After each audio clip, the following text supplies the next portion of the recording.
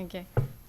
Good afternoon. I do understand, as she said earlier, this is the afternoon session, so may drag a bit, but I'll keep it lively. I have no text on my slides, so hopefully it'll be colorful. Okay. All right. To introduce myself, I'm Chitra Nair, and that's Jason Thomas. We represent the digital innovation team from the organization UST Global, headquartered in California. We also have a global presence in almost all the continents. Now, last year, we had the opportunity to interact with the senior officials of the Thiruvananthapuram City Police. And one of the key things that they wanted to do was to improve the awareness of the public about the various traffic, regulations, various practices, safety tips that they had that would help improve the safety of the public in Trivandrum. So that is how we started the discussions, and that's how this app was conceptualized and developed. This app was totally about the public trying to understand the Thiruvananthapuram City Police practices and leverage that for improving their lives. So this is the app, and what happened was the original app was very basic, providing information about the various practices. So for a user at Trivandrum, they could report various violations. They could look at the nearest police stations. They could WhatsApp some of the senior police officials such as the IG, the ACP and the DCP, and also look at more information about the emergency services, about the various police officials there at Trivandrum.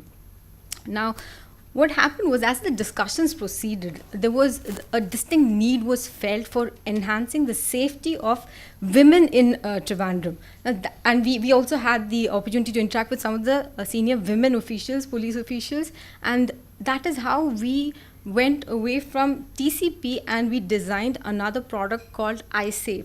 But the TCP app it served as the foundation for our iSafe app, which is targeting the women, enhancing the women's safety. Now, to speak more about the iSafe, this is our iSafe logo. It requires the app needs you to register yourself to be able to use this service. And once you registered, you can register again the name of an emergency contact person who you would like to be contacted in case you're in distress. Once you successfully registered, what happens is, this is the screen. Now, let's assume that you have a situation, an emergency where you're trying to reach out. What happens is, you can, once you invoke the application, you can press on the panic button, which sends out simultaneously a message to your emergency contact and also an alert to the police control room.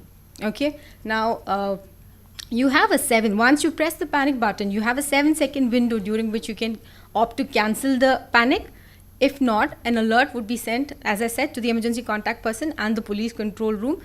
After you send the panic, you also have the option to be able to send a message. If you look at the text below the panic button, you have the option to send more additional information to the police control room that will help them serve you better. For example, let's say you're being followed by people, or let's say you've been held hostage.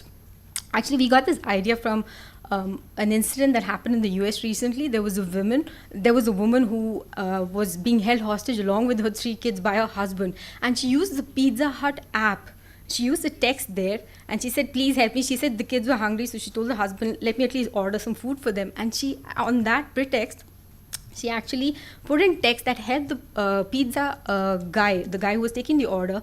He was able to reach out to the police and support. So we thought of like using that somewhere here, it will give some more information that will help them assist you. And okay, so once the panic alert is sent, like I said, after the 7-second window, the emergency contact person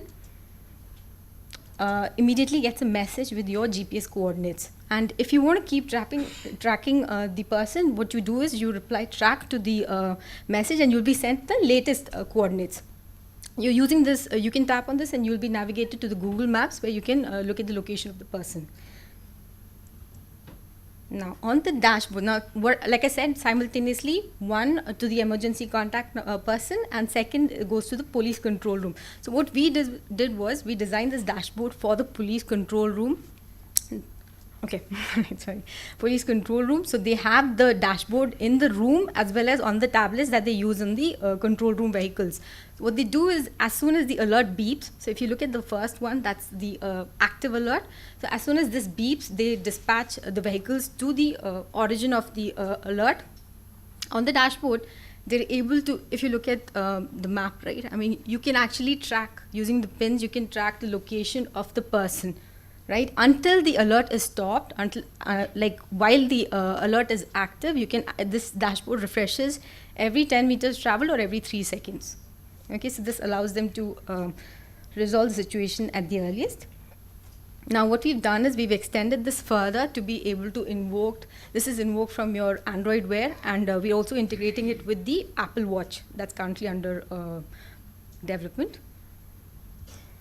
And so we've had, for the past year, we've had a user review of about 4.6 consistently.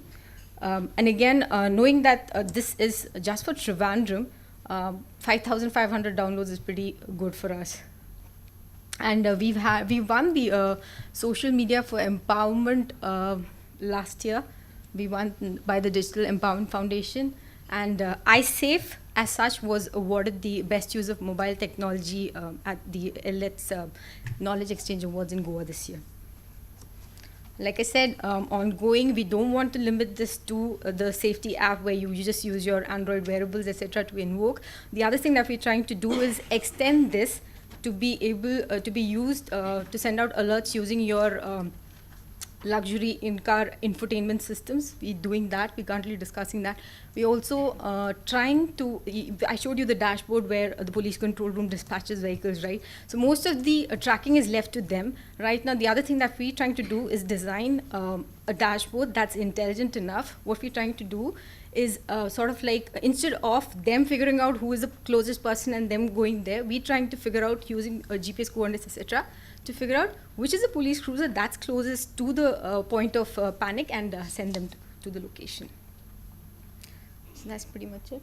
Just want to add something? Thank you.